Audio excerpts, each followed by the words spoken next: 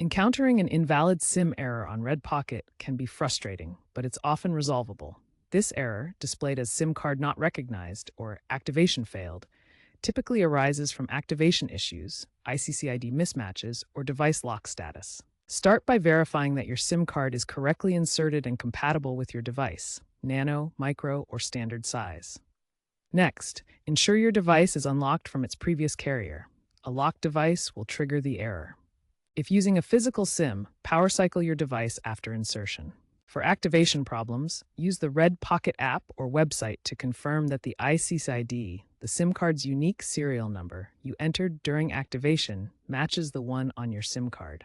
Red Pocket enhanced their activation portal in Q1 2025 with AI diagnostics to detect ICCID mismatches, reducing errors by 40%. So this tool is a great place to start.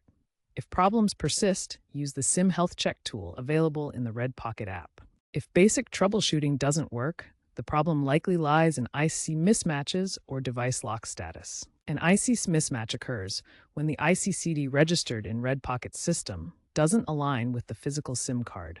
This can result from manufacturing defects or manual entry errors. To resolve this, contact Red Pocket support for a new SIM kit with a pre-registered ICID. Alternatively, consider switching to eSIM if your device supports it, as eSIMs are reprogrammable remotely.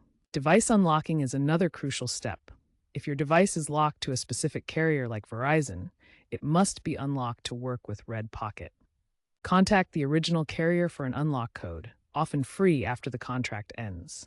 Use third-party IMEI checker apps to verify the unlock status. Red Pocket is also improving support with AI-driven chatbots and VR/AR guides for visual troubleshooting.